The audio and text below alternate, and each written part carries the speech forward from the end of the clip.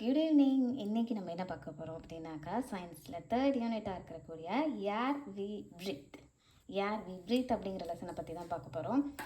So air we breath அப்படின்னா என்ன, நம்ம உள்ளே இழுக்கிறோம் இல்லையா, மூச்சு காற்று இழுக்கிறோம் இல்லையா, ப்ரீத் பண்ணுறோம் இல்லையா. ஸோ அதை பற்றின ஒரு இதுதான். நம்ம ஏரை எடுக்கிறது வந்து பார்த்திங்கன்னா ஆக்சிஜன் எடுப்போம், மூச்சு விடும்போது பார்த்திங்கன்னா கார்பன் டை ஆக்சைடு அப்படிங்கிறத பற்றி தெரியும் உங்களுக்கு. ஸோ இந்த லெசன் மூலமாக நம்ம என்னென்ன செய்ய போகிறோன்னா, என்னென்ன தெரிஞ்சுக்கலாம்னா, ஏரில் வந்து நிறைய மிக்சர் ஆஃப் காம்பனன்ட்ஸ் கலந்துருக்கும். ஒன்லி ஆக்சிஜன் மட்டும்தான் இருக்குது, கார்பன் டை ஆக்சைடு மட்டும்தான் இருக்குன்னு இல்லை, நிறைய இருக்குது.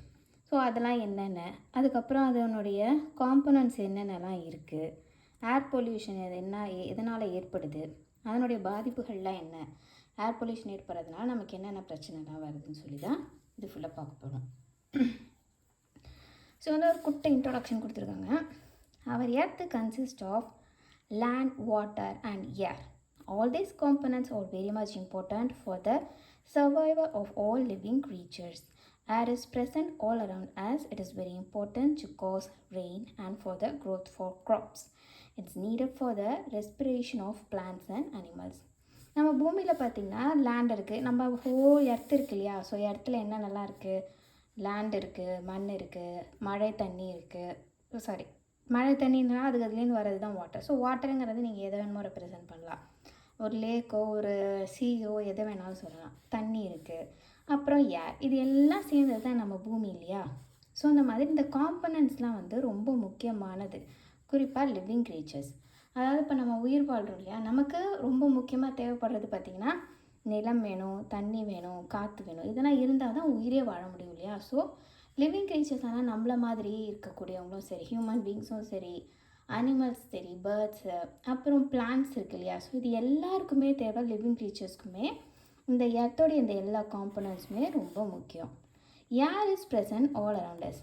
ஏர் எங்கெல்லாம் இருக்குது, இப்போ நம்மளை சுற்றி கூட நம்மக்கிட்ட ஏர் இருக்குது. நீங்கள் ரூமுக்குள்ளே அடைஞ்சிருக்கீங்க, ஒரு க்ளோஸ் பண்ணிட்டாங்கன்னா அந்த இடத்துல கூட நமக்கு ஏர் இருக்குது. பட் இட் இஸ் இன்விசிபிள், நம்மளால் பார்க்க முடியாதே தவிர we can feel, நம்மளால் வந்து ஏர் ஹாட்டாக இருக்கா கூலாக இருக்கா அப்படிங்கிற மாதிரி ஃபீல் பண்ண முடியும். ஸோ ஏர் எல்லா இடத்துலையும் இருக்குது.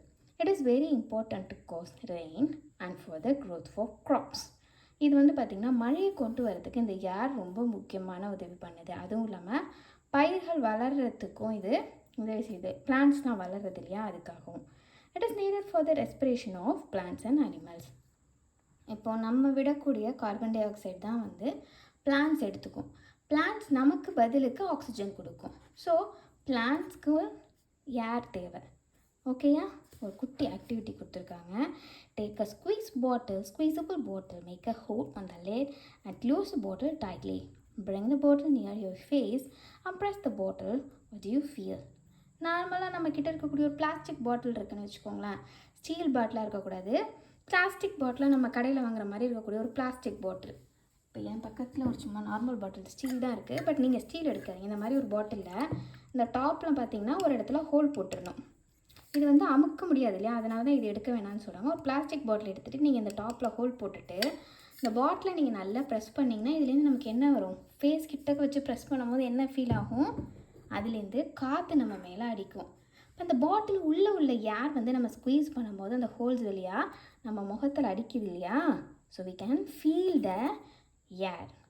ஸோ ஏரை நம்ம என்ன செய்ய முடியும், கண்ணால் பார்க்க முடியாது, பிகாஸ் இட் இஸ் கலர்லெஸ், அதுக்கு வெயிட் கிடையாது. அதனால் நம்மளால் அதை தூக்குறதோ தொடுறதோ எதுவும் பண்ண முடியாது. பட் நம்மளால் அதால் ஃபீல் பண்ண முடியும், சென்ஸ் பண்ண முடியும். ஓகேவா, அதுக்காக தான் இந்த ஆக்டிவிட்டி கொடுத்துருக்காங்க. நெக்ஸ்ட் வந்து பார்த்திங்கன்னா importance of air in our daily life. நம்மளோட டெய்லி லைஃப் ரொட்டீன் இருக்குல்ல, அதில் ஏர் என்னென்னலாம் பண்ணுதுன்னு நீங்கள் ஒரு ஐடியா வச்சுருந்தீங்கன்னா சொல்லுங்கள். அந்த பாயிண்ட்ஸ் எல்லாம் இதில் கவர் ஆகுதான்னு பார்க்கலாம். ஸோ ஏர் என்னென்னா நம்மளுடைய டெய்லி லைஃப்பில் என்னென்ன பண்ணுது அப்படின்னு பார்த்திங்கன்னா, ஆக்சிஜன் ப்ரெசன்ட் இந்த ஏர் and it is needed for respiration. First point நம்ம ஆல்ரெடி சொன்னோம், லெசன் ஸ்டார்டிங்கில் சொன்ன மாதிரியே ஆக்சிஜன் ஏரில் இருக்குது. அதுலேருந்து தான் நம்ம சுவாசிக்கிறதுக்கான ஆக்சிஜனை எடுத்துக்கிறோம். அது மட்டும் இல்லாமல் we can hear the sound only when there is a air around. நம்ம பேசுகிறோம் இல்லையா, இந்த பேசுகிறது வந்து பார்த்திங்கன்னா ஒரு வேவ் ஃபார்மேட்டில் தான் இருக்கும். அது வந்து அடுத்தவங்களுக்கு கேட்கணுன்னா அந்த ஏர் மூலமாக பாஸ் ஆகி போய் தான் அடுத்தவங்களுக்கு காதில் கேட்கும். ஸோ நம்ம பேசுகிறது இன்னொருத்தவங்களுக்கு கேட்கணுன்னாலே அந்த இடத்துல ஏர் இருக்கணும், அப்போ தான் அது கேட்கும். Air helps in the dispersal of seeds for plant reproduction. காற்றுல தான் வந்து பார்த்திங்கன்னா இந்த சீட்ஸ்லாம் வந்து அப்படியே தூவி விட்ட மாதிரி போகும். யாரும் எடுத்து உட்காந்து தூவி விட மாட்டாங்க. இப்போ சாதாரணமாக வெறும் மண் மட்டும் இருக்கிற இடத்துல பார்த்திங்கன்னா களை செடின்னு சொல்லிட்டு தேவையில்லாத சின்ன சின்ன செடிகள்லாம் முளைக்கும். எனக்கு அதை யோசிச்சு பார்த்திங்கன்னா அந்த செடிக்கெலாம் யார் விதை போட்டால் நம்ம விதையே போட மாட்டோம். ஆனால் தேவையில்லாமல் அத்தனை செடிகள் முளைக்கும். அந்த விதை எங்கேயோ இருந்து வந்ததுனால தானே அங்கே ஒரு செடி வளருது. ஸோ அதெல்லாம் எப்படி வளருது அப்படின்னு பார்த்தீங்கன்னா காற்றுலேருந்து வரக்கூடிய பறந்து வரக்கூடிய இந்த சீட்ஸ்லாம் பார்த்திங்கன்னா எங்கே விழுதோ ஸோ அங்கெல்லாம் வந்து பார்த்திங்கன்னா இந்த பிளான்ட்டு வளரும். ஸோ பிளான்ட்டோட ரிப்ரொடக்ஷனுக்கு யார் வந்து ஹெல்ப் பண்ணுது அப்படின்னு சொல்கிறாங்க. Monsoon and rain occurs due to the wind action. அதுவும் இல்லாமல் மழை பெய்யறதுக்கான அந்த காற்று வந்து பார்த்திங்கன்னா அழுத்தம் அதிகமாகும் போது தான் வந்து மழை பெய்யும். ஸோ அதுக்குமே ஏர் ஹெல்ப் பண்ணுது. அது மட்டும் இல்லாமல் ஏர் ரெகுலேட் த அட்மாஸ்பெரிக் ப்ரெஷர். காற்றினுடைய அழுத்தத்தை தாங்கிறதுக்காக இந்த ஏர் வந்து ஹெல்ப் பண்ணுது. ரொம்ப இறுக்கம் இல்லாமல் இருக்கிறதுக்காகவும் இந்த ஏர் வந்து அதை ரெகுலேட் பண்ணிக்கிட்டு இருக்குது அப்படின்னு சொல்கிறாங்க. டெம்பரேச்சர் கம்மி பண்ணுறது, இன்க்ரீஸ் ஆகுறதுங்கிற மாதிரி. ஸோ ஏர் வந்து இந்த 5 முக்கியமான வேலைகளை நம்மளுடைய டெய்லி லைஃப்பில் பண்ணிகிட்ருக்கு அப்படின்னு சொல்கிறாங்க. ஸோ நெக்ஸ்ட்டு பார்த்தீங்கன்னா பேஜ் நம்பர் 89. இந்த பேஜில் பார்த்தீங்கன்னா என்னென்ன கொடுத்துருக்காங்க, இது பேர் என்ன சொல்லுங்கள். இது டாப்பு, ஆமாம், இது பலிங்கி, இது பார்த்திங்கன்னா ஒரு அயன் ராடு, அண்ட் இது வந்து பார்த்திங்கன்னா கேஸ் சிலிண்டர் வீட்டில் இருக்கும் இல்லையா அது, அண்ட் இது பலூன், இது வந்து பேராஷூட். ஸோ நமக்கு என்ன கேட்டிருக்காங்க, tick the object which has air or gas in it.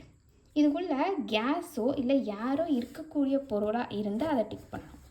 இதில் என்ன இருக்கும், இதை உடச்சி பார்த்தோம்னா நமக்கு இதுக்குள்ளே ஒன்றுமே இருக்காது. It's a wooden thing. இது உள்ளே வந்து பார்த்திங்கன்னா அதுவும் வுட்டாக தான் இருக்கும். இதுக்குள்ளே யாரோ இல்லை வந்து கேஸோ இருக்கிறதுக்கு வாய்ப்பு இல்லை. பலிங்கியும் பார்த்திங்கன்னா உள்ளே வந்து பார்த்திங்கன்னா ஒரு ஷேப் ஏதோ ஒரு ஹார்டான சப்ஸ்டன்ஸ் தான் தவிர இதுக்குள்ளே யார் இருக்கிறதுக்கான வாய்ப்பு கிடையாது. ஸ்டீலு, அயன் பார்த்திங்கன்னா இதுக்குள்ளேயே எதுவும் இருக்காது. பட் இது வந்து பார்த்திங்கன்னா சிலிண்டருக்குள்ளே கேஸ் இருக்கும். நம்ம வீட்டில் சமைப்பாங்க இல்லையா, அதுக்குள்ளே வந்து கேஸ் இருக்கும். அது வழியாக தான் நமக்கு டியூப்லேருந்து நேராக வந்து ஸ்டவ்வுக்கு கனெக்ட் பண்ணி கேஸில் நமக்கு சமைப்பாங்க. அண்ட் பலூனில் ஆப்வியஸ்லி காற்று இருக்கும். ஏன்னா நம்ம ஊதுவோம் இல்லையா, ப்ளோ பண்ணும்போது காற்றை தான் ப்ளோ பண்ணுவோம். ஸோ அதனால தான் அது பெருசாகும் ஃப்ளாட்டாக இருக்கிற balloon. So there is air and இது இஸ் ஒன் பேராஷூட். இதுலேயும் ஏர் இருக்கும். ஸோ த லாஸ்ட் 3 ஆப்ஷன்ஸை டிக் பண்ணிக்கோங்க. Next, air is a mixture. Air வந்து பார்த்திங்கன்னா ஒரு மிக்சர் ஆஃப் காம்பனன்ட்ஸ் தான். ஒன்லி ஆக்சிஜன் மட்டும் அதில் இருக்காது. ஸோ அதில் வேறு என்னென்னலாம் இருக்குது அப்படின்னு சொல்லி பார்க்கலாம். The air we breathe consists of mixture of gases. அதை நான் சொன்ன மாதிரியே நிறைய mixture of gases இருக்கும். It contains dust, water vapor and smoke. தூசி இருக்கும், தண்ணீர் வாட்டர் வேப்பர் இருக்கு இல்லையா, இப்போ தண்ணி கொதிக்கும் போது ஒரு ஆவி வரும் இல்லையா அது, அதுக்கப்புறம் புகையும் கலந்துருக்கும். And air also contain gases like oxygen and nitrogen. Air shows the properties of all the gases present in it. அதாவது ஏரில் வந்து பார்த்திங்கன்னா ஆக்சிஜனும் இருக்கும், நைட்ரஜனும் இருக்கும். Air shows the properties of gases present in it. For example, air supports combustion because oxygen is present in it. While cooking using fire food, fanning air helps in burning of firewood. For example, அந்த காலத்தில் பார்த்திங்கன்னா இந்த மாதிரி விறகடுப்பில் சமைப்பாங்க இல்லையா. So இதில் வந்து பார்த்திங்கன்னா இந்த அடுப்பில் கீழே ஃபயர்வுட்ஸ் போட்டிருப்பாங்க, மேலே எரிச்சிட்டு இருக்கும். அந்த கட்டையை தான் எரிப்பாங்க. இந்த பேர்னிங் நடக்கும்போது பார்த்திங்கன்னா சம்டைம்ஸ் வந்து இந்த பேர்னிங் ஆஃப் ஆகிடும். அதனுடைய ஹீட்டை அதிகப்படுத்துறதுக்கு என்ன செய்வாங்கன்னா இந்த மாதிரி ஒரு ஸ்டிக்கை வச்சு ஊதுவாங்க. இதை ப்ளோ பண்ணும்போது என்ன ஆகும்னா இதில் இருக்கக்கூடிய நம்ம ப்ளோ பண்ணும்போது வரக்கூடிய அந்த ஆக்சிஜன் அதில் கொடுக்கும்போது இந்த ஃபயர் வந்து எக்ஸாஸ்ட் மாதிரி நம்ம வந்து காற்று வச்சு ஊதும் போது எப்படி வரும், அதிகமாகும் இல்லையா நெருப்பு. அப்போ வந்து இந்த குக்கிங் ஃபாஸ்ட்டாக நடக்கும் அப்படின்னு சொல்லிட்டு. ஸோ இந்த ஃபேனிங் ஏர் தான் வந்து இந்த ஃபயரோட பேர்ன் பண்ணுறதுக்கு ஹெல்ப் பண்ணும் அப்படின்னு சொல்லி சொல்கிறாங்க. So how do we get cool water from the clay pot? Water clay pot on hot sunny day. The clay pot has thousands of tiny pores through which water sweeps out. This causes cooling effect. என்ன சொல்கிறாங்க அப்படின்னாக்கா, மண்பானையில் இன்னும் சில பேர் வீட்டில் வச்சுருப்பீங்க. மழை காலத்தில் வெயில் காலத்தில் என்ன செய்வாங்கன்னா நமக்கு கூலிங்காக வாட்டர் வேணும். நம்ம என்ன தான் ஃப்ரிட்ஜில் வச்சு குடித்தாலும் அது உடம்புக்கு நல்லதில்லை. பட் க்ளே பாட்டில் குடிக்கிறது உடம்புக்கு ரொம்ப நல்லது. நம்ம என்ன செய்யலாம்னா அந்த க்ளே பாட்டில் கீழே கொஞ்சம் சாண்ட் போட்டுட்டு அந்த பாட்டை வச்சுருப்பாங்க, அதுக்குள்ளே வாட்டரை ஃபில் பண்ணி வச்சுருப்பாங்க. அதில் எந்த எலக்ட்ரிசிட்டியோ இல்லை வேறு எந்த ஒரு மெக்கானிசமுமே இருக்காது. பட் வாட்டர் கொஞ்சம் நேரம் கழித்து பார்த்திங்கன்னா கூல் ஆகிடும். ஸோ எப்படி கூல் ஆகுது? இப்போ ரெஃப்ரிஜிரேட்டர்னால் உள்ள கூலிங் சிஸ்டம் இருக்குது, நம்ம எலக்ட்ரிசிட்டி போடுறோம், அது கூல் பண்ணி நமக்கு கொடுக்குது. ஆனால் க்ளே பாட்லாம் அந்த மாதிரி எதுவுமே இருக்காது. It's just made out of a clay. So எப்படி அது வந்து கூல் ஆகுது அப்படின்னு பார்த்தீங்கன்னா, அதில் வந்து thousands ஆஃப் ஸ்மால் ஹோல்ஸ் இருக்கும். அதாவது இந்த பாட் இருக்கு இல்லையா, அந்த பாட்டில் வந்து பார்த்திங்கன்னா குட்டி குட்டியாக கண்ணிக்கே தெரியாத அளவுக்கு குட்டி ஹோல்ஸ் இருக்கும். அது வழியாக ஏர் போகும்போது நமக்கு என்ன ஆகும்னா அந்த வாட்டரை அது கூல் பண்ணிடும் அப்படின்னு சொல்கிறாங்க. அண்ட் நெக்ஸ்ட் பேஜ் பார்த்தீங்கன்னா, let us do take the objects from which water vapor comes out. So இதில் எதுலேருந்து வாட்டர் வேப்பர் வருது அப்படின்னு சொல்லி கேட்குறாங்க. ஸோ வாட்டர் வேப்பர் எதுலேருந்து வருது அப்படின்னா, ஒரு நீர் வந்து பார்த்திங்கனாக்கா ஹீட் ஆகும் போது நடக்கும் இல்லையா. ஸோ இதில் வந்து பார்த்திங்கன்னா இதுலேயுமே காய வைக்கும் போது ஹீட்லேருந்து வாட்டர் வேப்பர் வெளியில் வரும்.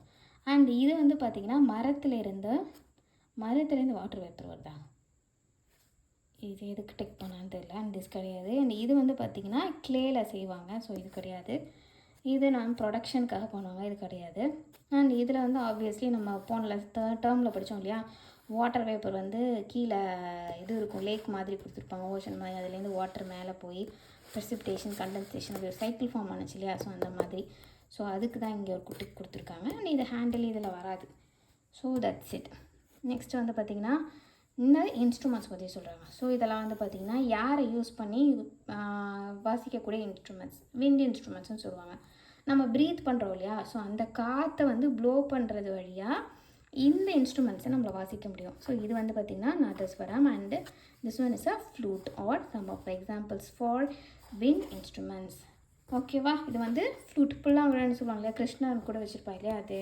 அண்ட் நாதஸ்வரம் இது நீங்கள் நிறையா கல்யாணத்துலலாம் பார்த்துருப்பீங்க. ஸோ இதெல்லாம் வந்து பார்த்திங்கன்னா விண்ட் இன்ஸ்ட்ருமெண்ட்ஸ் அப்படின்னு சொல்லுவாங்க. நெக்ஸ்ட் கிளாஸில் இன்ஸ்ட்ருமெண்ட்ஸ்லேயே நிறைய வகைகள் இருக்குது, ஸ்ட்ரிங் இன்ஸ்ட்ருமெண்ட்ஸ் அந்த மாதிரி. ஸோ இது வந்து பார்த்திங்கன்னா விண்ட் இன்ஸ்ட்ருமெண்ட்ஸ். நெக்ஸ்ட் வந்து பார்த்திங்கன்னா composition and components of air. எந்த அளவில் இருக்குது, என்னென்னலாம் ஏரில் இருக்குது அப்படின்னு சொல்லி தான் இப்போ நம்ம பார்க்க போகிறோம்.